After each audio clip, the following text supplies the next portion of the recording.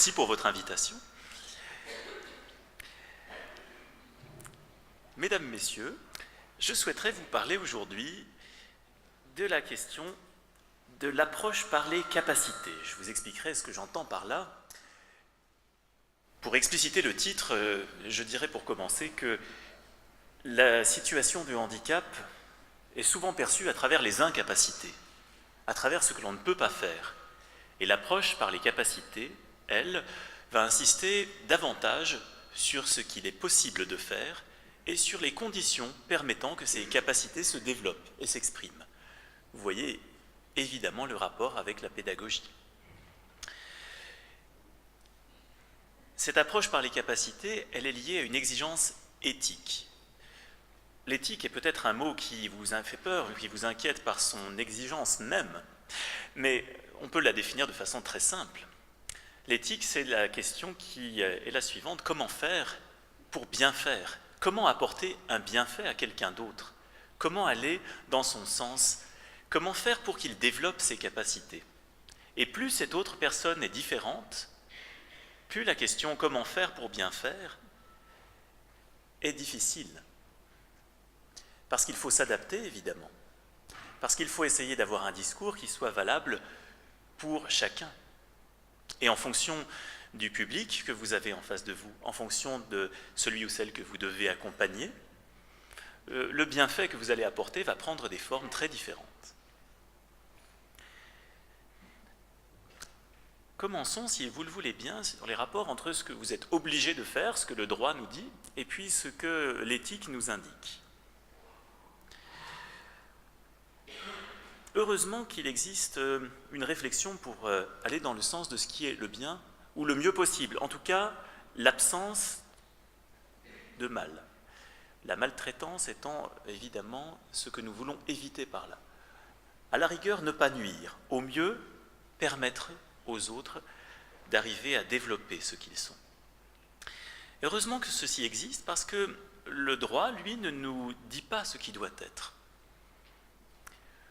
Le droit, il vous dit ce qui est interdit. Par exemple, il ne vous dit pas comment enseigner, mais il vous dit ce qu'il est interdit de faire, d'exercer certaines violences, qu'elles soient physiques ou psychiques, certaines pressions. Et heureusement, nous sommes encore très largement libres de choisir notre manière d'enseigner. La liberté pédagogique existe. Pour aller vers tel ou tel contenu, on peut choisir sa voie. Alors évidemment, à partir du moment où vous avez une liberté, il y a une contrepartie. C'est une importante responsabilité, parce que plus vous êtes libre, plus vous êtes aussi responsable du choix que vous faites, étant donné que vous ne suivez pas un principe préétabli, mais que vous allez devoir innover et inventer. Donc ça a du poids, cette responsabilité. C'est loin d'être simple. Heureusement, dans cette réflexion sur ce que l'on doit faire, on n'est généralement pas seul. La réflexion, elle est individuelle et collective. Vous pouvez échanger avec d'autres, c'est ce que l'on appelle pour les professionnels l'analyse des pratiques, et cela permet à terme de modifier sa façon de travailler ou sa façon d'envisager une difficulté, sans sortir du cadre déontologique. Alors la déontologie, c'est la forme de repère éthique qui est propre à une profession. C'est ça la différence. Et dans le champ déontologique, eh bien, on a la possibilité d'échanger avec d'autres, de confronter ces points de vue, de se dire, au fait, pourquoi est-ce qu'avec un tel, j'accepte une certaine proximité physique, voire avec certains élèves petits, j'accepte d'être touché, voire de rendre ce contact, et puis avec d'autres élèves, pas du tout. Et comment tu fais, toi, et comment tu te positionnes par rapport à ça? C'est une question dont j'ai parlé récemment avec des enseignants et des accompagnants dans le domaine de l'éducation sensorielle, qui reçoivent également des enfants autistes et aveugles. La question de la proximité, j'y reviendrai, est très importante. Quel degré? Quelle distance choisir? Peut-être qu'on va dire, mais c'est en fonction de ce que je sens. Mais est-ce que c'est une justification suffisante de dire « avec lui je le sens, donc je le fais, et avec tel autre je ne le fais pas » ? Parce que tel autre, lui, va peut-être se rendre compte que vous êtes plus proche d'un autre élève.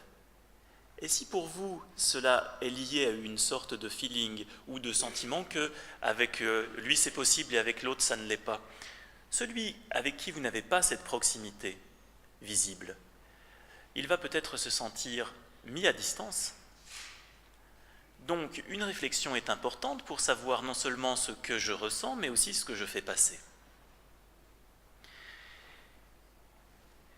Et dans le champ de l'accompagnement ou de l'enseignement, une autre question fréquente se pose, quel degré d'exigence vais-je choisir ? Jusqu'à quel point je vais demander à quelqu'un de suivre ce que j'attends ? Et dans quelle mesure vais-je devoir, moi, m'adapter à ce que lui est capable de faire ou à ce que je pense qu'il est capable de faire ? Voilà, deux questions sur lesquelles je vais commencer par insister. Alors, qu'en est-il de l'exigence ? Eh bien, celle-ci doit-elle être adaptée aux difficultés de l'élève au point de se limiter à ses propres aspirations, voire même parfois à ses propres intérêts spécifiques pour les personnes autistes ? Mais là, vous vous rendez compte que si vous rentrez dans ces intérêts spécifiques en restant dans ceux-ci, vous risquez de ne jamais en sortir et de ne jamais aller au-delà.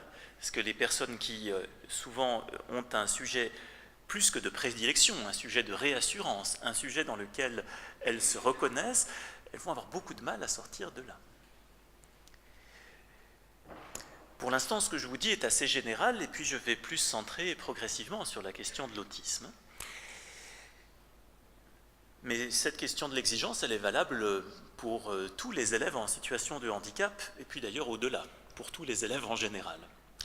Ou est-ce que je dois au contraire reprendre des critères ordinaires, pour les appliquer à des personnes qui sont sans doute très profondément différentes de moi ?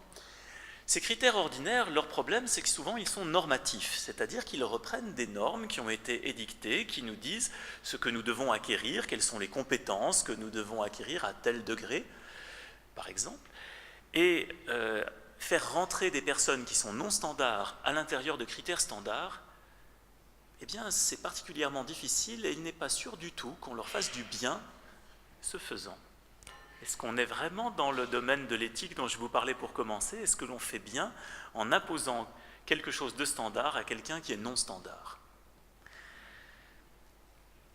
Donc évidemment, non, on ne peut pas appliquer de tels critères à des personnes profondément différentes de soi.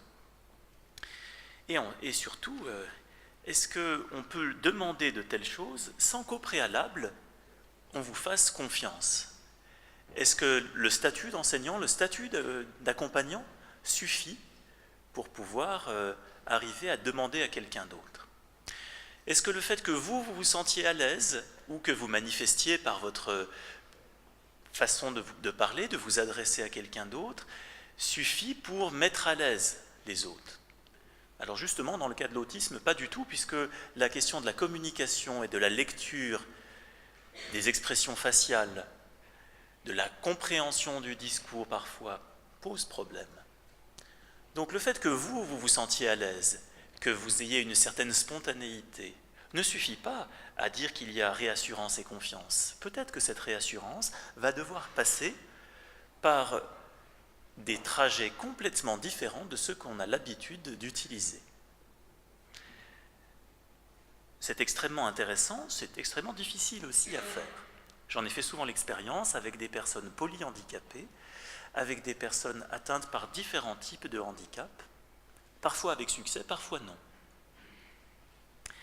Donc ça, c'était ce qui concernait le degré d'exigence. On peut l'avoir dans le travail scolaire, on peut l'avoir dans le travail artistique, on peut l'avoir, par exemple, dans le domaine de l'art-thérapie. Est-ce qu'on se contente d'une expression, c'est-à-dire est-ce qu'on fait quelques tâches les unes à côté des autres de couleur, ou alors est-ce qu'on veut aller vers une certaine exigence artistique, et la démarche est différente. Donc ne croyez pas que la question de l'exigence se limite seulement aux aspects pédagogiques. Passons maintenant à la proximité. Je vous le disais, la proximité n'est pas seulement physique. Elle peut l'être, mais la proximité, elle est aussi liée à la confiance que l'on va accorder. Et faire confiance, tout en respectant bien sûr les règles qu'on s'est fixées, c'est quelque chose d'essentiel pour qu'il puisse y avoir relation. Et alors surtout quand les gens dont vous prenez soin ont une tendance au retrait, au repli, à la difficulté de communication, cette confiance, elle va venir très lentement. Surtout aussi si ces personnes ont connu par le passé des situations de stigmatisation, où on les déconsidérait socialement, où on n'attendait rien d'elles, où on les regardait avec une distance qu'on leur faisait sentir. Plus vous avez appris ce rejet, ou plus du fait de votre neurospécificité, vous êtes vous-même enclin à avoir une certaine distance, évidemment, moins vous allez faire spontanément confiance. Il va falloir qu'il se produise une rencontre, et cette rencontre, elle est loin d'être simple systématiquement. En tout cas, elle ne va pas prendre des formes standards. Donc ici encore, ça n'est pas parce que cette rencontre peut vous nourrir qu'elle va forcément nourrir en retour. Ça n'est pas parce que vous avez une bonne intention que vous allez faire passer cette bonne intention. Ça n'est pas parce que votre geste est bienveillant que vous allez faire sentir cette bienveillance, et ainsi de suite. Il faudra être toujours conscient que ce que vous faites, quand vous vous adressez à quelqu'un d'autre, peut être compris différemment de l'intention qui était la vôtre. Et plus vous avez de proximité avec quelqu'un, plus il peut y avoir de décalage entre votre intention et puis la façon dont c'est pris. Plus vous êtes proche physiquement, plus vous pouvez aussi potentiellement sembler rentrer dans l'espace propre de quelqu'un. Dans sa sphère d'appartenance, vous en avez toutes, tous et toutes. Vous avez une sphère d'appartenance, et si quelqu'un rentre à 20 cm de vous, puis à 10 cm, là il commence à être vraiment trop près. Bien, imaginez que cette proximité, elle, ait besoin d'être beaucoup plus étendue, qu'il y ait une distance beaucoup plus importante. Cette distance, elle est culturelle, elle s'apprend, mais pour certaines personnes, elle est aussi liée à une neurospécificité. Donc vous voyez que la question de la proximité, de la distance, est loin d'être simple. Et l'aisance que nous pouvons avoir dans nos rapports habituels, eh bien, elle peut se trouver contrariée par une façon de faire, une façon d'être, qui va montrer que ce qui vous paraît spontané et simple, en réalité, demande à être travaillé et réfléchi. Non que vous ne soyez plus à l'aise après, mais justement, c'est la différence entre ce qui est professionnel et ce qui est spontané. Et à travers la technique que vous allez petit à petit acquérir, vous allez garder votre spontanéité. Le but n'est pas de vous mettre mal à l'aise, mais en l'adaptant. Du coup, il est important de réfléchir à ce que l'on reçoit. Peut-être que vous aurez affaire à des personnes qui ne vous renverront rien, en tout cas rien de ce que vous pouvez interpréter. Avec les personnes autistes, c'est assez fréquent que l'on n'arrive pas soi-même à interpréter ce qu'elles renvoient. Elles vont être, apparemment en tout cas, dans leur monde, mais apparemment seulement. Et vous allez considérer que c'est une non-relation. Mais peut-être que vous serez entendu. Peut-être que vous serez quand même là, même déjà trop près, alors même que pour vous, vous êtes à distance. Ce qui pourrait pour vous être un contact rassurant va être quelque chose d'inquiétant. Dès lors, est-ce qu'une réciprocité est possible? Alors ça, c'est une question intéressante, non seulement dans le champ du handicap, mais dans le champ de l'enseignement en général, dans le champ de l'accompagnement en général. Qu'est-ce que j'accepte de recevoir des autres? Est-ce qu'une réciprocité est possible? Alors vous allez peut-être me dire, mais ce n'est pas réciproque puisqu'il y a l'enseignant qui est supposé en tout cas savoir, et puis les élèves qui sont supposés moins savoir que l'enseignant. Oui, mais cette différence de compétences, cette asymétrie de connaissances, n'empêche pas qu'une réciprocité soit quand même possible. Et ça ne va pas passer sur ce plan-là seulement. Il est donc important de vous demander aussi ce que vous pouvez retirer, ce que vous pouvez apprendre, ce que vous pouvez connaître par l'intermédiaire d'une situation, par exemple de communication, non standard. Et puis, quand on ne sent pas du tout cette réciprocité, comment agit-on? Quelles vont être vos réactions? Qu'est-ce que vos collègues ou les étudiants qui travaillent avec vous vont repérer de vos propres réactions? Parce que vous allez peut-être avoir un ressenti, mais les autres qui vous voient vont pouvoir vous dire aussi comment vous réagissez. Et c'est intéressant d'avoir le point de vue des autres sur vos propres réactions.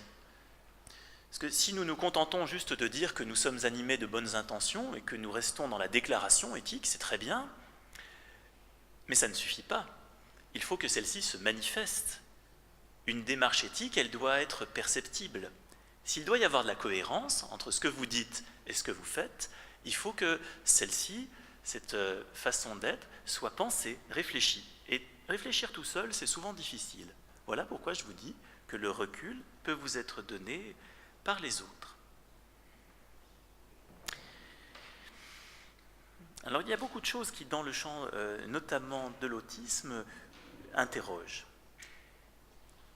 Est-ce qu'on est dans la contrainte ou au contraire dans la réassurance? Est-ce qu'on est dans l'enfermement ou dans la sécurité lorsqu'on utilise des règles et qu'on répète les règles? C'est difficile la question des règles parce qu'en institution, il y en a beaucoup. Mais en même temps qu'elles peuvent rassurer, ces règles institutionnelles sont difficiles parce qu'on doit vivre en commun là où on a des difficultés relationnelles dès le départ. Donc rappeler les règles, ça peut être un moyen de rassurer, mais ça peut être aussi une difficulté au sens où celles-ci viennent imposer des relations dont on se passerait peut-être volontiers. Il y a des règles personnelles propres à tel ou tel individu qui va avoir des rituels, mais justement, est-ce que l'on peut tenir compte des rituels d'un individu lorsque la situation est collective? Comment allez-vous articuler les rituels de tel ou tel, surtout si ceux-ci sont incompatibles entre eux? Vous voyez, ça c'est une première source d'interrogation. Autre source d'interrogation, toujours dans ce rapport entre enfermement ou sécurité. Quel statut donner à la répétition? Alors, la répétition, elle peut être rassurante, source de réassurance. C'est valable notamment pour les jeunes enfants. Comparez votre capacité de tolérance à la répétition et celle des jeunes enfants. Tu recommences, encore. La première fois, ça va. La deuxième, pour vous, ça devient un petit peu dur. Et puis, l'enfant, lui, va vous demander 10 fois. Et 10 fois, ça sera vraiment formidable, ça sera extraordinaire. Vous voyez la différence entre un adulte et un enfant. Il y a d'autres formes de répétition qui sont rassurantes, qui permettent de retrouver ces cadres, un peu comme les règles et les rituels.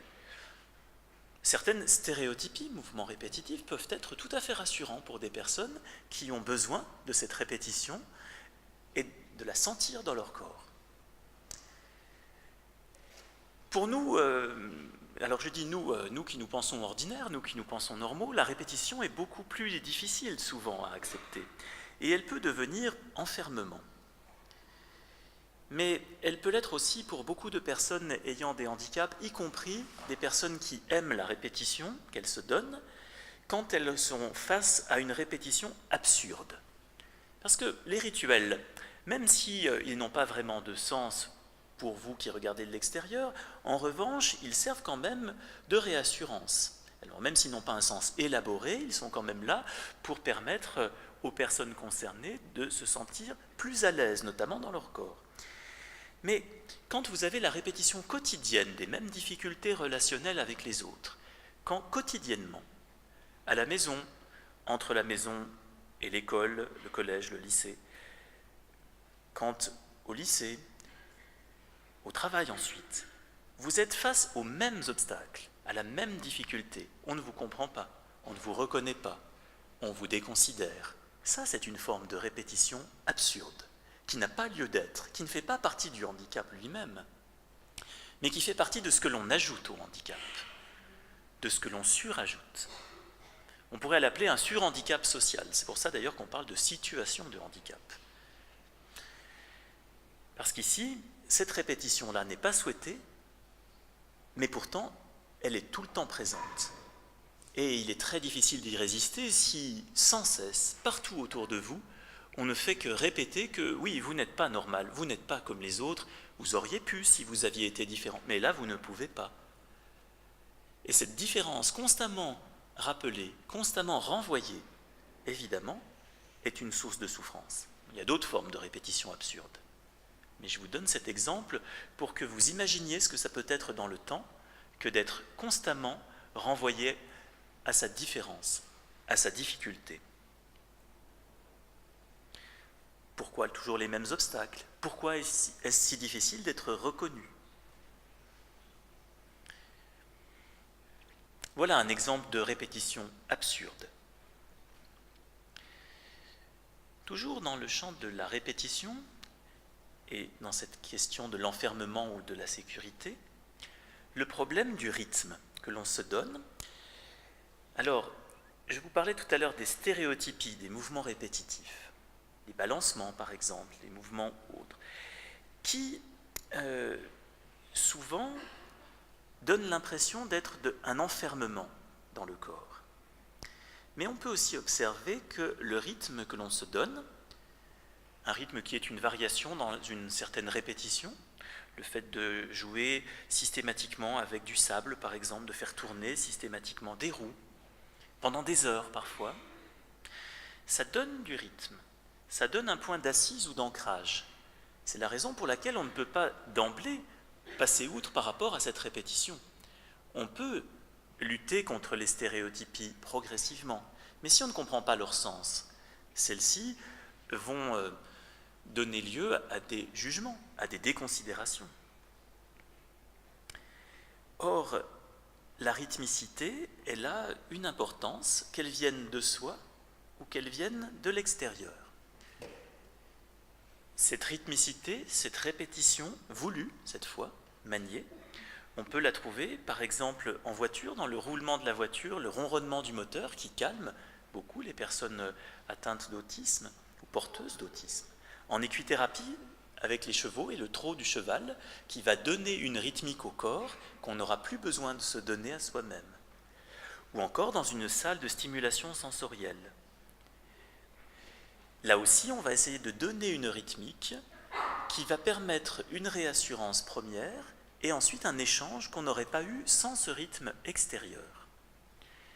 J'ai pu en faire l'expérience avec plusieurs personnes qui n'avaient pas, semble-t-il, la possibilité d'entrer en communication visuelle et qui, dans une salle de stimulation sensorielle, parce que le rythme leur était donné de l'extérieur, cessaient leur propre stéréotypie et commençaient à avoir un échange visuel. Ce qui vous montre que ce n'est pas une incapacité foncière, mais que les capacités sont contextuelles. Et donc, en fonction du contexte, les capacités qui vont être exprimées par les personnes vont être différentes. La rythmicité, ici, pourrait permettre d'autres formes de relations. Il faut comprendre que celle-ci n'est pas absurde, mais elle est là au départ pour donner cette réassurance. Si on la donne par l'extérieur, on peut permettre d'entrer dans un autre mode de communication.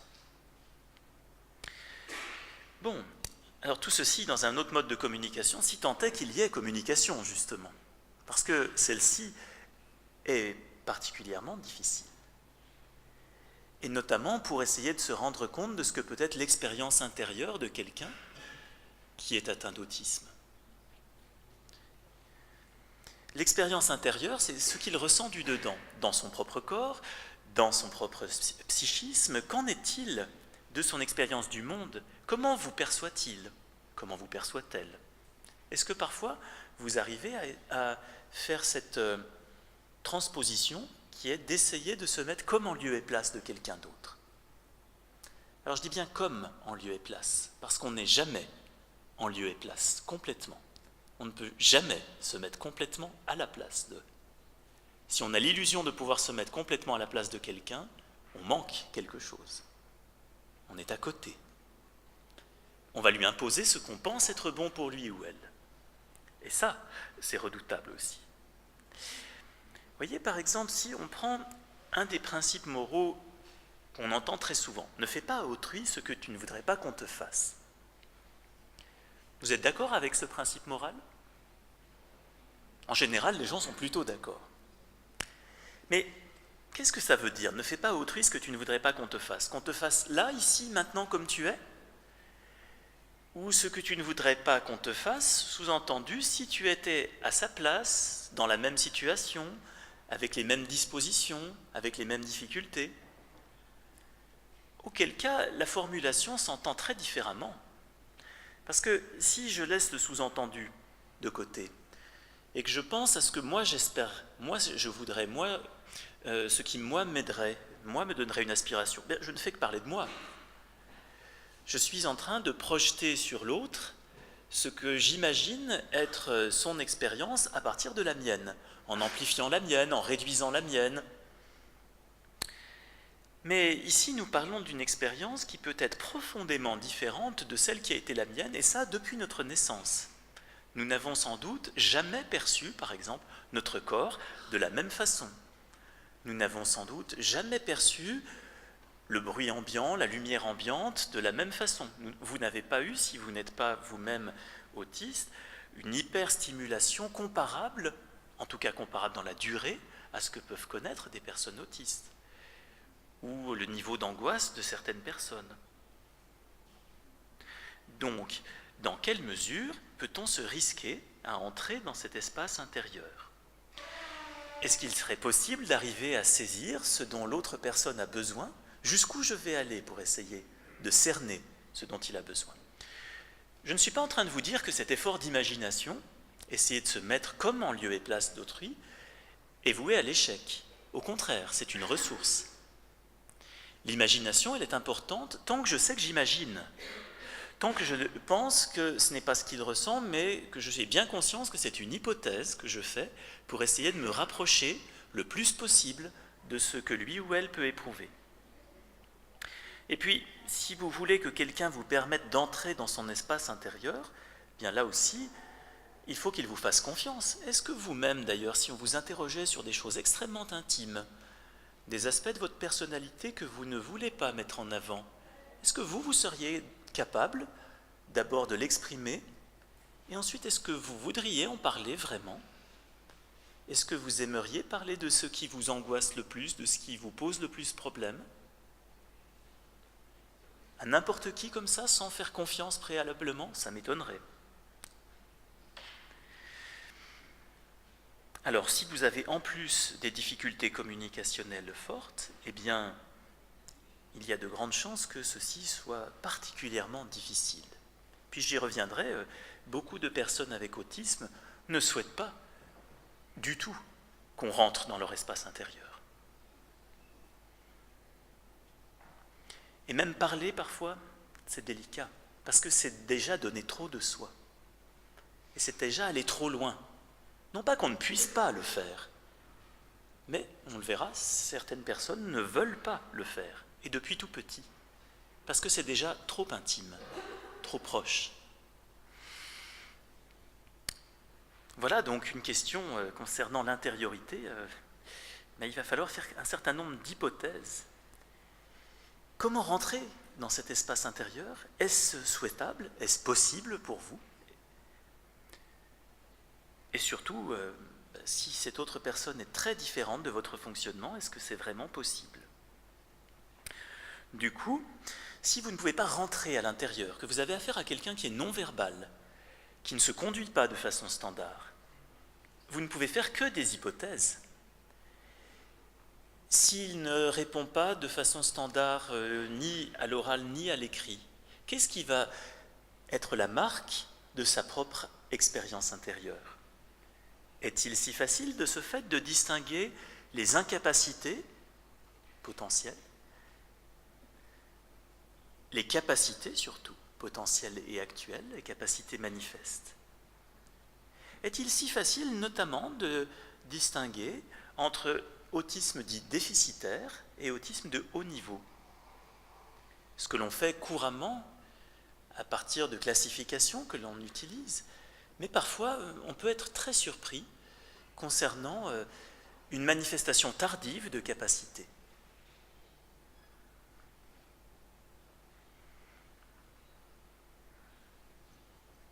Alors, quand je dis « est-il si facile de distinguer ?», je ne remets pas en question l'idée qu'il y a un spectre autistique et qu'il y a des formes très variées d'autisme.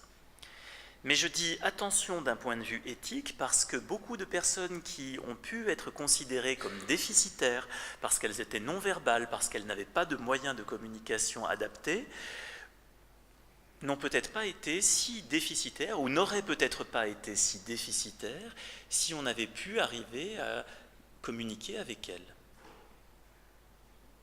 Et il existe des exemples célèbres qui nous montrent que, eh bien, en fait, on s'était trompé, mais on le voit a posteriori, évidemment, avec des personnes qui sont aujourd'hui capables de rendre compte de leur expérience intérieure.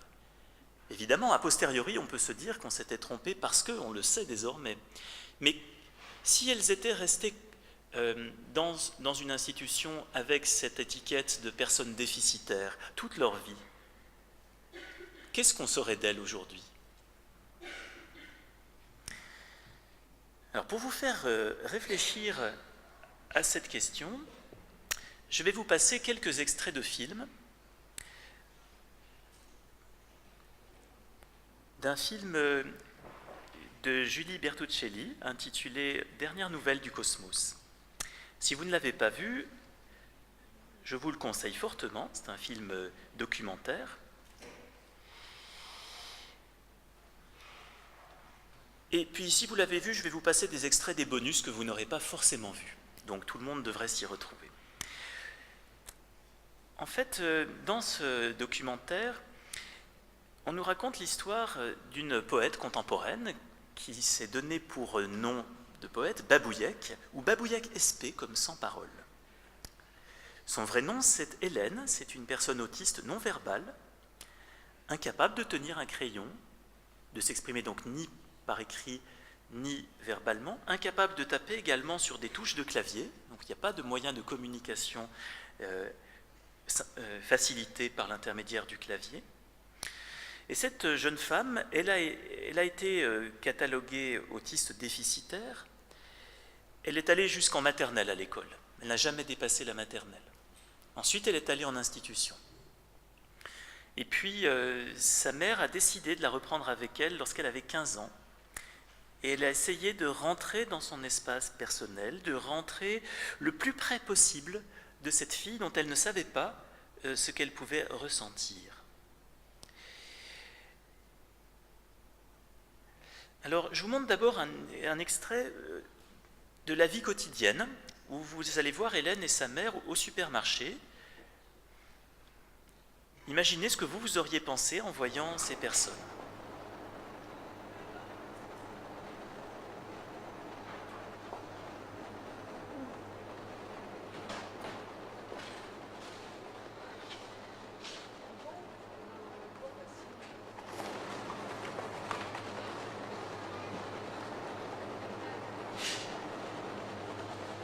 Non, alors je ferme parce que je tout trouver par terre.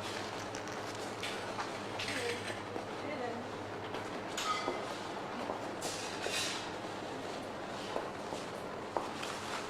Ah, c'est pas grave, me vite. Allez.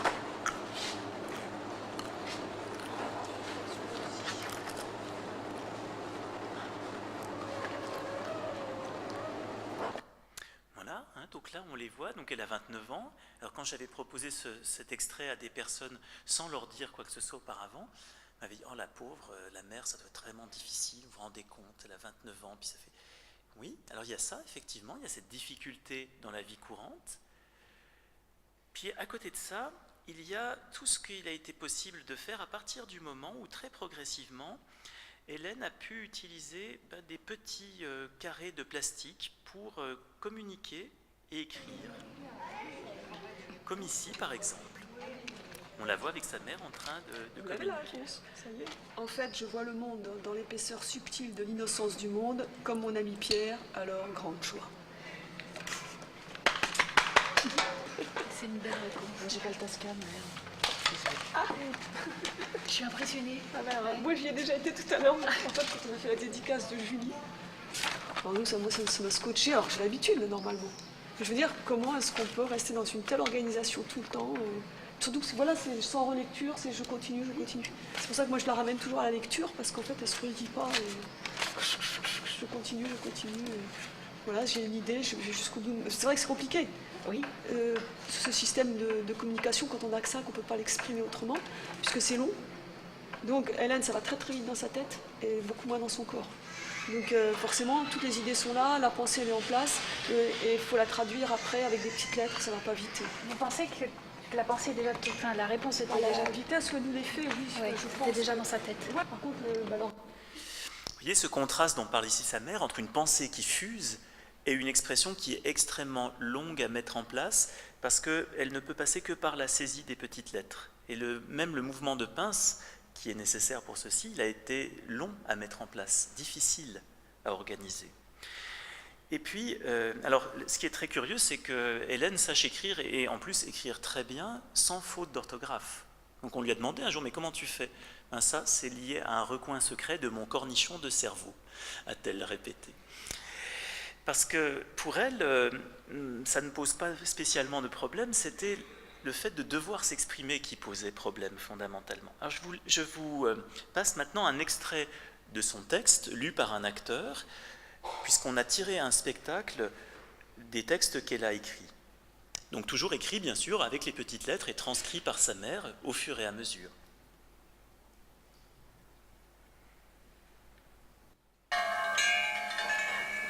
Je suis arrivé dans ce jeu de quilles comme un boulet de canon, tête la première, pas de corps aligné, des neurones survoltés, une euphorie sensorielle sans limite, les oreilles stand-by à la jacasserie humaine.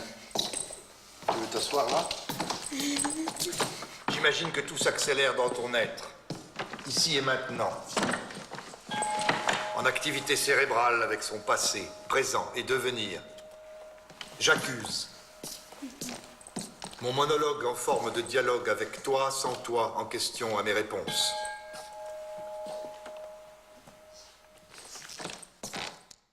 Vous voyez la profondeur des textes qu'elle écrit, hein, c'est pas non plus de la petite poésie. Et elle écrit toujours comme ça, c'est-à-dire qu'elle a toujours cette forme de pensée extrêmement dense qui est liée aussi certainement à ses modalités d'expression, puisqu'elle doit en quelques mots arriver à exprimer quelque chose de complexe. Et il lui est nécessaire du coup d'avoir une forme de pensée très élaborée. Alors qu'est-ce qu'elle-même en pense de se voir comme ceci, convoquée en tant qu'auteur? Qu'est-ce qu'elle pense à l'issue du spectacle? Ben maintenant, elle peut nous le dire justement. force, la dimension opérante du texte dans les méandres d'une matière indomptable, la saveur d'une possible liberté, inventive et inventée, face à notre époque douteuse, servante de l'obscurantisme, affirme l'audace du spectacle, et j'ai trouvé refuge.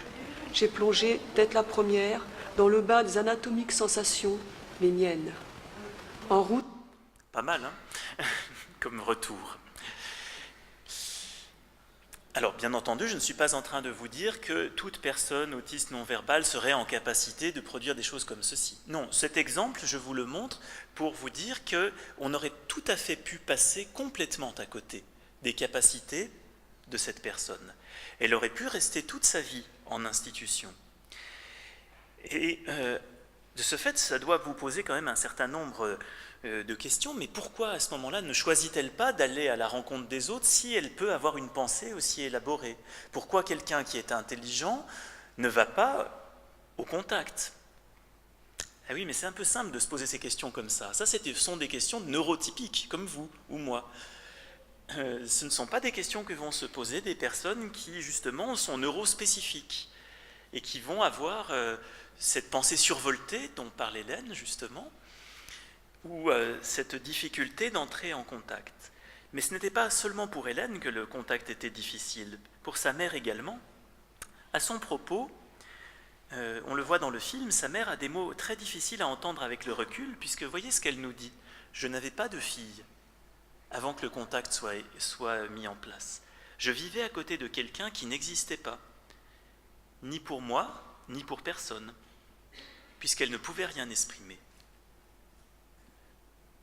Elle ne la reconnaissait pas, mais Hélène, en contrepartie, ne la reconnaissait pas non plus.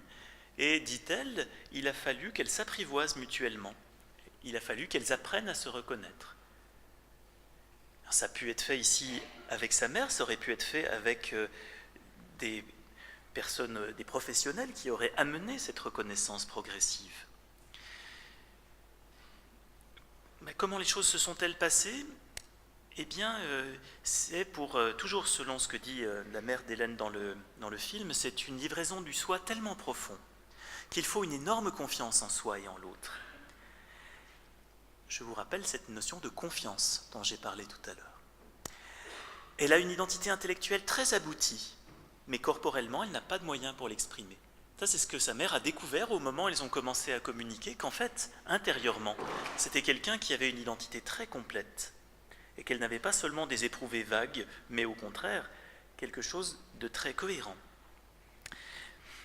Elle l'exprime pour nous, parce que nous avions besoin de l'entendre, de savoir qui est Hélène.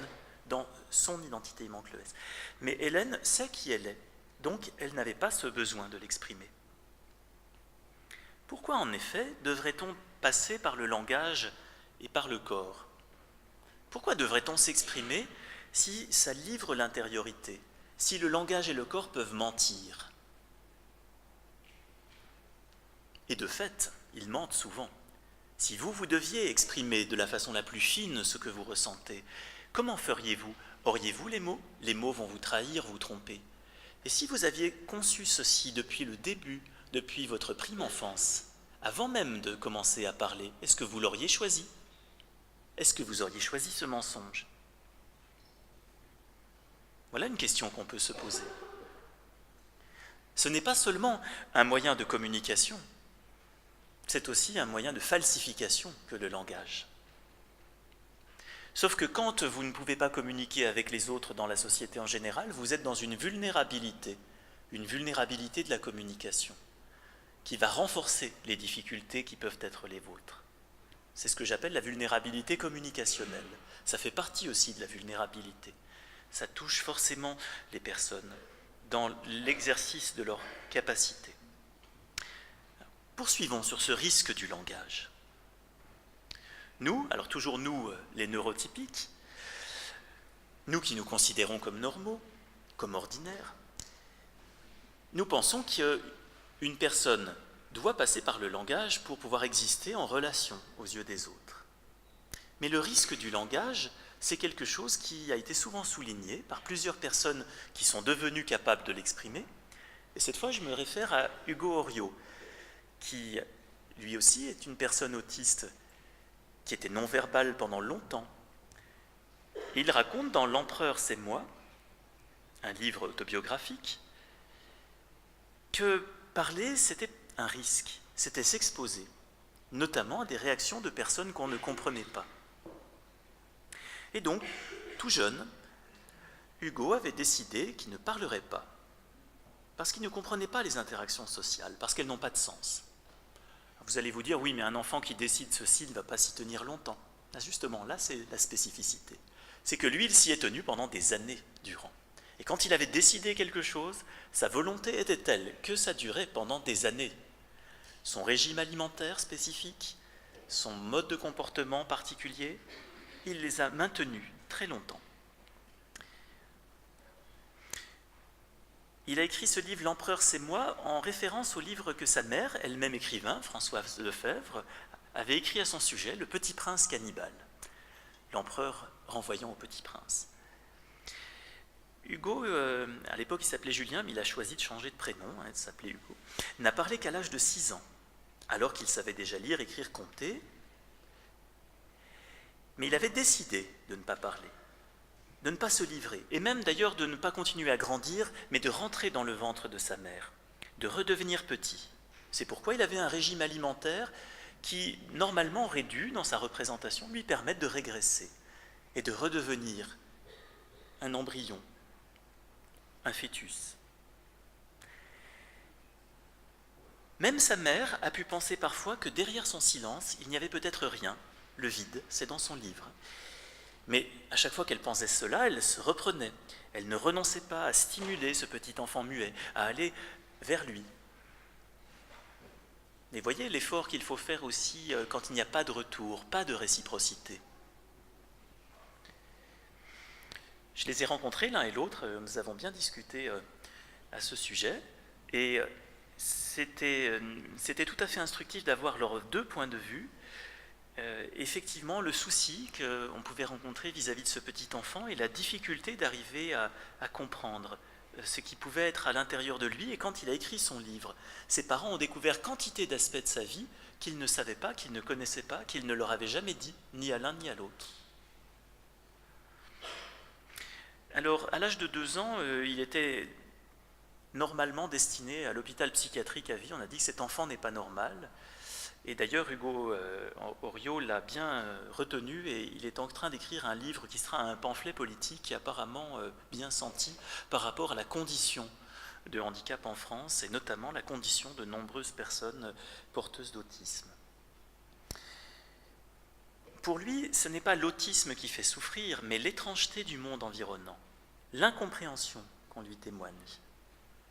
Le fait que, autour de lui, les choses lui paraissaient dangereuses, violentes et absurdes. Voilà pourquoi, notamment, il préférait faire tourner des roues pendant des heures pour retrouver, disait-il, le rythme de la Terre, cette cyclicité, cette rythmicité dont je vous parlais tout à l'heure. Et puis, il s'est aperçu que sa mère, qui comptait beaucoup pour lui, même s'il ne lui disait pas, même s'il ne l'exprimait pas, même si elle, de son côté, ne savait pas ce qu'il ressentait, sa mère voulait absolument qu'il parle. Donc il s'est dit, peut-être qu'il faudrait que je parle quand même, pour lui faire plaisir, pour aller à sa rencontre. Il le raconte dans un extrait d'une interview télévisée, où on le voit au début, à 13 ans, quand il avait encore des marques d'autisme bien visibles, alors qu'aujourd'hui ces marques sont moins visibles. Ce qui ne veut pas dire, bien sûr, que l'autisme est disparu. Il va vous expliquer qu'il l'est resté, mais qu'il compense les difficultés relationnelles par d'autres talents. Mais je n'anticipe pas, je vous montre l'extrait.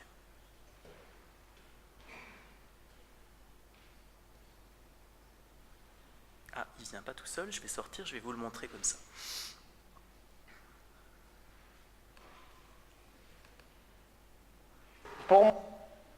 Voilà, c'est ça. Ça, c'est lui à 13 ans et on voit encore des marques d'autisme. Comme j'étais, c'était une façon d'être et non pas une maladie.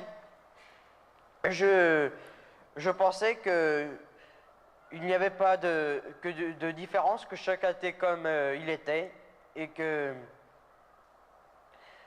et donc je ne me rendais pas vraiment compte que j'étais autiste. Je m'en suis rendu compte qu'après.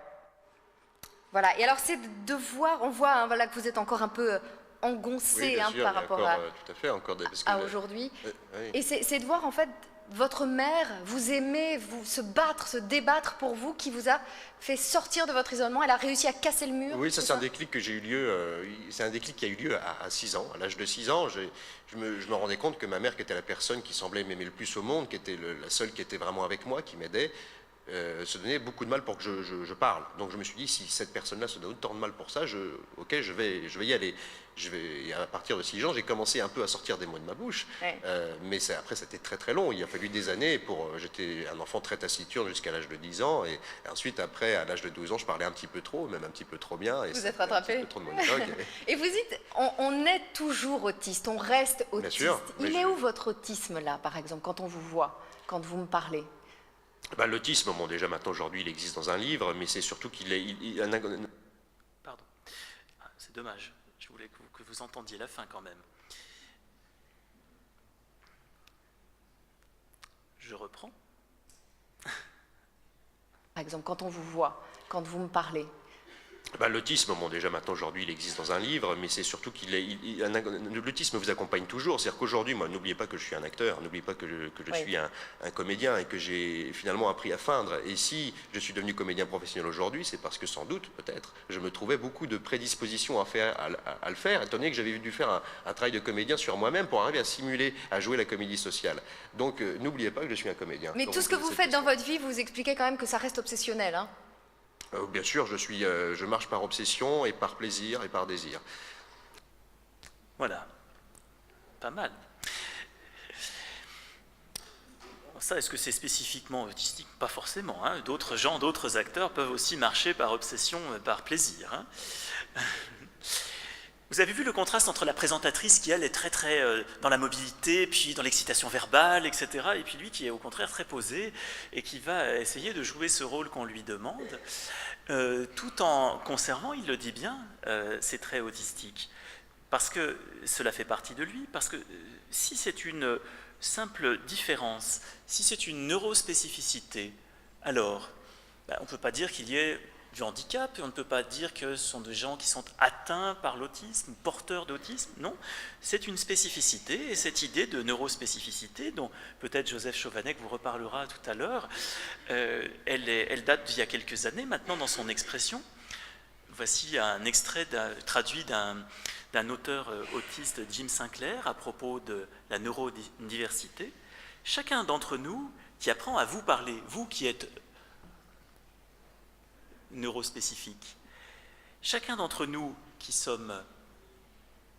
Non, vous qui êtes neurotypique, pardon. Chacun d'entre nous qui sommes neurospécifiques, qui vous parlons à vous neurotypiques, chacun d'entre nous qui réussit à fonctionner un tant soit peu dans votre société, chacun de nous qui arrive à sortir de lui-même et à établir le contact avec vous, opère en territoire étranger, entre en contact avec des êtres étranges. Et nous passons notre vie entière à faire cela. Comme l'indiquait Hugo Oriot tout à l'heure, j'ai appris à feindre, j'ai appris à jouer la comédie pour que cela vous satisfasse.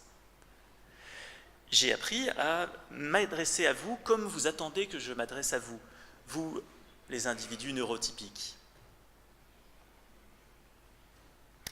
Du coup, cela demande un effort considérable et peut-être que dans l'autre sens, on pourrait aussi faire un effort considérable pour aller vers la neurospécificité, pour essayer de mieux comprendre, mieux s'adresser à l'autre.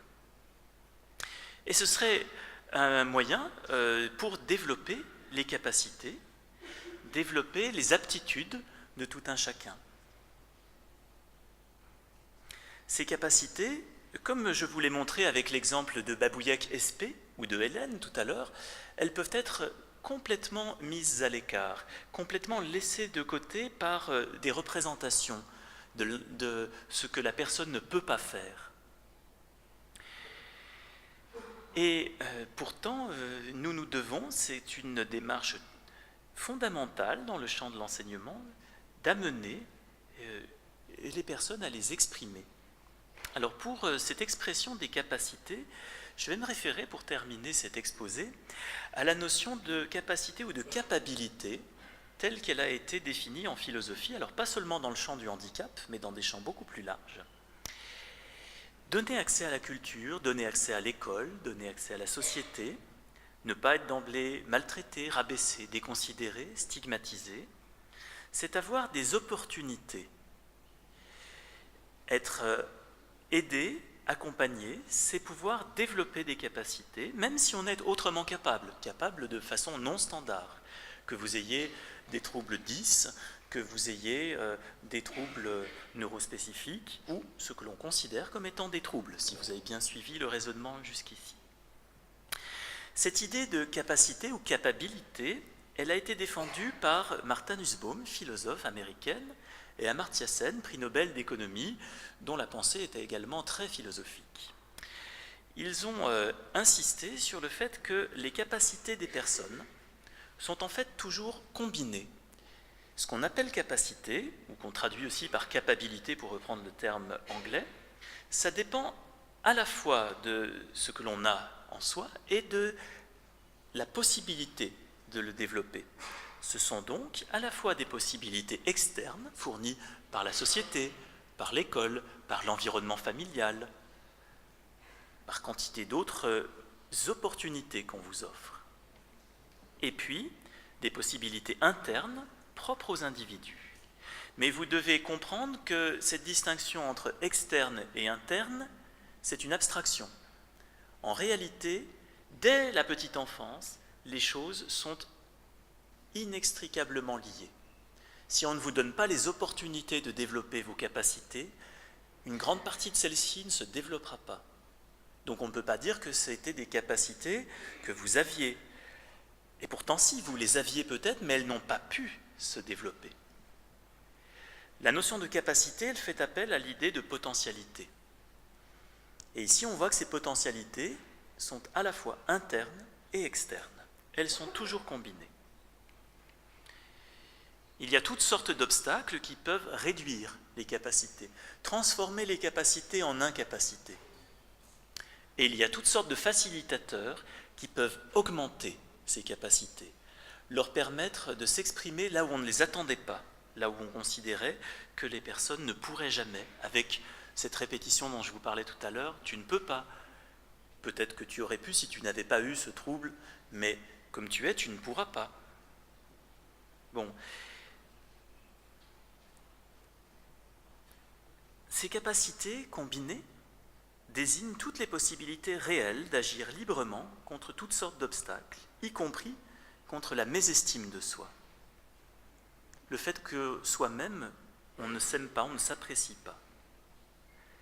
Et le fait de ne pas s'apprécier dans un contexte social stigmatisant, c'est quelque chose qui est très compréhensible. Si vous êtes déconsidéré socialement, familialement parfois, est-ce que vous n'allez pas adhérer à ce qu'on dit de vous? Vous le savez vous-même, hein, c'est souvent difficile d'aller contre ce qu'on a dit de vous. Alors, comment allez-vous avoir les ressources pour aller contre si, dans tout votre environnement, il y a une sorte de diagnostic qui est là pour limiter ce que vous êtes? De ce fait, beaucoup de personnes ne croient pas en elles-mêmes. Elles pensent elles-mêmes qu'elles sont incapables. Et n'oublions pas que le handicap, les neurospécificités, même si aujourd'hui l'autisme n'est plus considéré comme dans les années 70 comme étant d'origine psychique, cela n'empêche absolument pas l'autodépréciation et la souffrance psychique. Simplement, elle va se rajouter à la neurospécificité. C'est quelque chose qui va venir en plus du fait des circonstances, du fait des difficultés que l'on rencontre, ou qui peut venir lié aux difficultés que l'on rencontre dès la naissance. Mais là, restons sur l'idée que cela peut être une incapacité rajoutée par le contexte social, augmentée par le surhandicap dont je vous parlais. Comment pouvez-vous résister à la défiance de tout un environnement? Défiance, c'est même peut-être un terme un peu faible. À la stigmatisation, à la mise à l'écart des autres, de sa famille, parfois même de certains enseignants, de certains éducateurs, en tout cas de le sentir comme ceci. On le voit, il ne suffit pas de croire en ses capacités. Encore faut-il s'entraîner, s'exercer pour parvenir alors peut-être à communiquer, peut-être pour vous faire plaisir d'ailleurs, si la communication n'a de sens que pour vous, neurotypiques, à s'exprimer, peut-être pour vous faire plaisir encore, ou peut-être pour ne pas être déconsidéré. Personne ne peut connaître par avance des capacités. On peut les connaître a posteriori, je vous l'ai montré tout à l'heure. On peut se rendre compte a posteriori que si, en fait, il ou elle était capable. Mais les capacités réelles des personnes sont en fait des résultats. Elles viennent de la possibilité de saisir ou non des opportunités, de la possibilité soi-même de s'exercer, de s'entraîner. Bien sûr qu'il y a une part individuelle aussi, bien sûr qu'il faut l'adhésion de la personne pour l'amener à cet entraînement. Mais cette adhésion seule ne suffit pas. Les capacités, l'approche par les capacités nous montre que celles-ci sont des résultats tout autant que les incapacités sont parfois des résultats, des capacités retournées en incapacité, réduites en incapacité.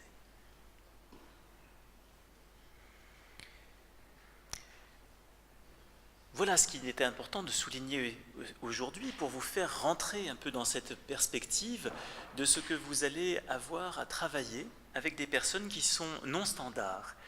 Et peut-être que grâce aux questions que je vous ai posées, j'en ai posé beaucoup, hein, j'en conviens, mais peut-être certaines d'entre elles vous auront permis de réfléchir, vous auront permis d'avoir un écho dans votre propre pratique, dans vos propres interrogations, et peut-être d'aller un peu plus loin dans la démarche réflexive et dans la démarche éthique qui me semble être tout à fait indispensable lorsque l'on travaille avec ces personnes ou lorsque l'on a un métier d'enseignant.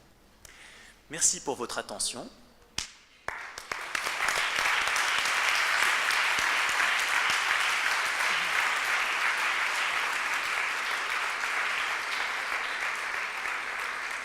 Merci Pierre Ancet de nous avoir interrogés. On reste avec plein de questions et beaucoup de réponses à élaborer. En interrogeant l'altérité, on interroge forcément le rapport qu'on a nous-mêmes à la norme. Alors, Diego, je te propose d'afficher les questions éventuelles. Bon, oui, parce que si vous ne voulez pas vous poser de questions, il ne faut pas inviter un philosophe. Oui, mais là, on attend des réponses, si on sait.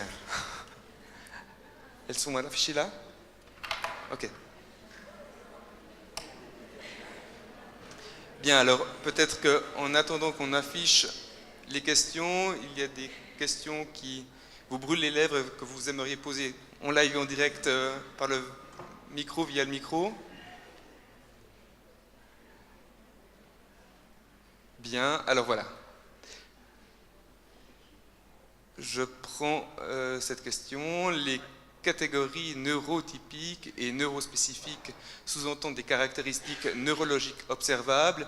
Est-ce le cas ou s'agit-il de caractéristiques d'analyse permettant simplement de reconnaître la spécificité vécue par les personnes? Alors simplement, non, certainement pas. Ça permet de nuancer des avis qui conduiraient à une pathologisation. Ça a été longtemps le cas. Longtemps, l'autisme a été considéré comme étant lié à des pathologies psychiques comme la psychose, par exemple, qui était rangée dans la psychose. Donc on est sorti de cette vision-là par d'autres catégories contemporaines.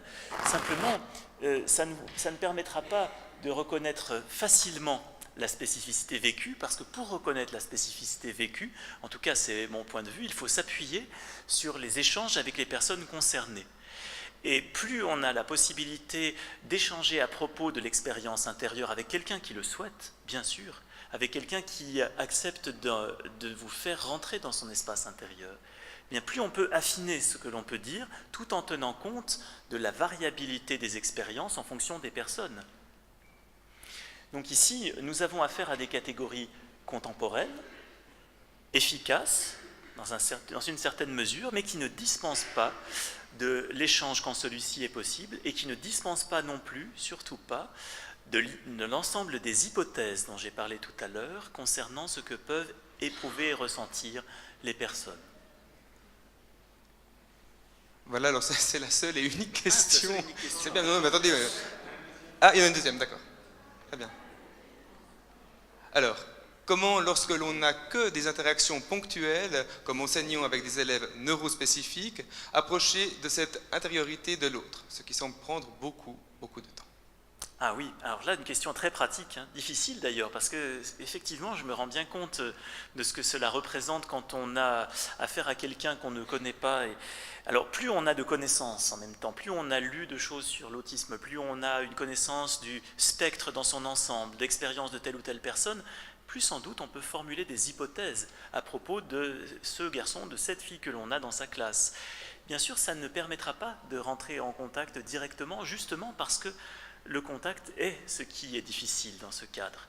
Mais ça permettra peut-être d'arriver avec soit moins de préjugés, moins d'a priori, et de davantage le laisser venir en respectant ses propres difficultés.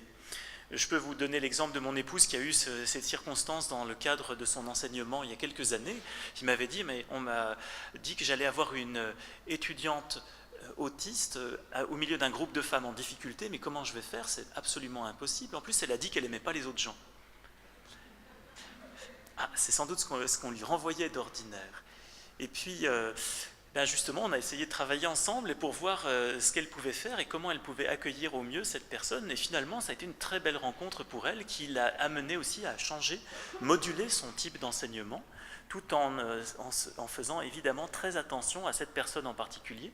Mais comme elle avait affaire uniquement à des femmes en difficulté et que tous les cas, pour le coup, dans la classe, étaient des personnes qui avaient un besoin assez spécifique, c'était évidemment d'une grande difficulté, d'une grande sollicitation pour l'enseignant. En même temps, c'est comme ça aussi qu'on devient un enseignant très adaptable et très capable. Je suis désolé de ne pas pouvoir dire davantage, mais c'est bien la réalité de notre condition aujourd'hui. Cette nécessaire capacité d'adaptation par la connaissance et l'expérience. Une troisième question. Comment ne pas tomber dans l'acharnement pédagogique lorsque l'on découvre un cas comme Hélène? Jusqu'où faut-il aller? Ça, effectivement, c'est la question de l'exigence dont je parlais tout à l'heure. L'acharnement pédagogique, jusqu'où aller? Jusqu'où est-ce qu'on peut tirer quelqu'un? Déjà, tirer quelqu'un, ça veut dire que c'est vous qui le tirez et que lui ne veut pas venir. Hein, donc ça va être quand même compliqué. Si on est dans l'acharnement, justement, on a cette impression. Il va falloir amener quelqu'un à adhérer à un programme pédagogique, mais si vous pensez programme pédagogique, déjà vous êtes très peu adaptable en fait. C'est le programme qu'il va falloir adapter et non pas tant l'inverse. Donc il est important ici de réfléchir et de se dire finalement peut-être que d'autres personnes auraient été capables, oui, en voyant cet extrait qui est très particulier, bien sûr, ne veut pas dire, comme je vous l'ai indiqué, que tous les élèves ou toutes les personnes ayant des traits autistiques marqués, pensées déficitaires, aient ces capacités-là. Mais on peut se dire, et ça c'est une démarche éthique très importante, qu'il y a toujours de l'espoir pour ces personnes. Quoi qu'on ait dit, si on a un doute, on peut formuler l'hypothèse que quand même, elles seraient plus capables que ce qu'on imagine. L'espoir fait vivre, dit-on. Eh bien, dans ce domaine, l'espoir est extrêmement important, justement parce que si vous, qui êtes les professionnels et qui travaillez avec ces personnes, ne pensez pas qu'elles sont capables, alors qui va penser? Qui va le croire?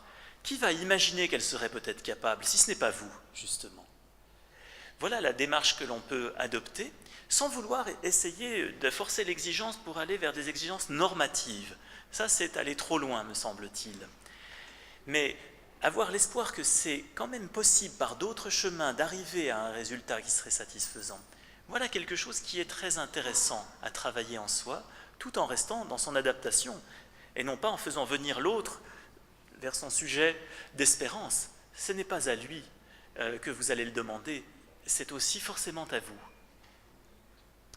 Alors, les termes autisme déficitaire et autisme de haut niveau ne sont-ils pas très stigmatisants pour des personnes fonctionnant justement différemment et ne répondant pas à nos critères neurotypiques? Ah, voilà, ça saute.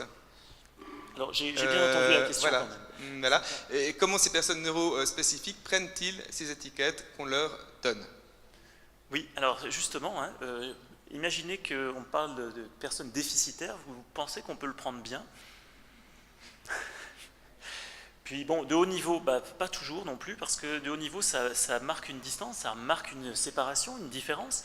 Enfin, c'est quand même toujours plus facile, semble-t-il, d'être en haut qu'en bas d'une échelle, mais les échelles sont tout de même là aussi pour faire des distinctions de séparation. Des distinctions qui, intellectuellement, sont intéressantes, mais elles sont des distinctions abstraites. Ce sont des distinctions et des séparations qui peuvent être remises en question, qui peuvent être remises en cause. Ce n'est pas parce que vous les apprenez aujourd'hui qu'elles seront toujours valables dans 20 ans, dans 30 ans. Il faut bien que vous vous souveniez que les connaissances ont évolué. Et si vous revenez ne serait-ce que 40 ans en arrière, on n'était pas du tout dans la neurospécificité. On était très très loin de cette perspective. Donc ce que l'on apprenait a été modifié et modulé. Eh bien, on va apprendre aussi progressivement à modifier et moduler nos propres catégories. Pensez-les comme des indicateurs, des moyens pour vous d'avoir des repères. Mais si vous les adressez aux personnes concernées, là, vous les stigmatisez. Ce sont des moyens d'avoir des repères qui ne doivent pas prendre la place du rapport à une personne dans son ensemble. Un commentaire de Pierre qui dit « Tout est question de confiance en soi et de confiance en l'autre ». Et enfin, non, c'est pas terminé, le concept même de neurodiversité est chargé et comporte le risque d'une objectivation, d'un enfermement dans les spécificités objectives de chacun. Cela risque de contredire l'idée d'une communication dans un monde commun, la notion est-elle vraiment indispensable? Eh bien, voilà, c'est la suite de ce qu'on était en train de dire. Après tout, ce concept de neurodiversité ou de neurospécificité a permis un certain nombre d'évolutions, mais il ne faut pas s'enfermer non plus dedans. À partir du moment où on aura bien compris ce qu'il recouvre, il ne faudrait pas imaginer qu'on ait affaire à des personnes qui sont radicalement différentes, si radicalement différentes que la communication ne sera de ce fait pas possible. Ça serait contre-productif. Et peut-être aura-t-on besoin justement de faire évoluer les notions, non seulement du point de vue de la connaissance, mais aussi du point de vue de l'acceptabilité sociale, et qu'on aura peut-être à trouver d'autres expressions qui ont pour but, une fois de plus, de faire bouger nos préjugés. En parlant d'inclusion, comment permettre aux autres enfants d'approcher et d'entrer en lien? Difficile pour les autres enfants, notamment dans le champ autistique. Les autres enfants, les petits-enfants, ont tendance à peu juger. Mais dès qu'on commence à grandir, on construit sa propre personnalité et là, on juge. Et là, on essaye de se sentir justement normal par rapport à ceux qui ne le sont pas. L'apprentissage doit tenir compte de tout ceci. Henri-Jacques Sticker, qui est un auteur très reconnu dans le champ du handicap, dirait que faire du handicap un élément de la culture depuis l'enfance, c'est fondamental. Mais là, justement, le fait de travailler dans la classe avec des enfants qui sont non standards au milieu d'enfants qui se pensent standards, avec une réelle communication entre eux, un réel rapport entre eux, ça aide beaucoup plus que toutes les théories qu'on pourrait apprendre sur le fait de se respecter les uns les autres, etc. C'est dans la possibilité de se rencontrer, si la rencontre existe, qu'on va pouvoir avancer. Comment se positionner si le contact est établi, mais le programme scolaire demandé casse de nouveau la confiance? Qu'est-ce qui, dans ce cas, est le plus important? Comment convaincre les autorités quand le jeune est en plus de haut potentiel? Le programme scolaire, évidemment, c'est lui qui doit être respecté le plus, vous avez bien compris, c'est ça que... Non, non, effectivement, là-dessus, je serai très clair. Ce qui est beaucoup plus important, c'est de conserver cette confiance et d'adapter aussi ce que l'on peut faire et ne pas faire. Quand vous êtes avec des personnes très spécifiques, souvent vous laissez de côté le programme pour y revenir, et vous allez y revenir par l'intermédiaire de ce que vous aurez mis en place.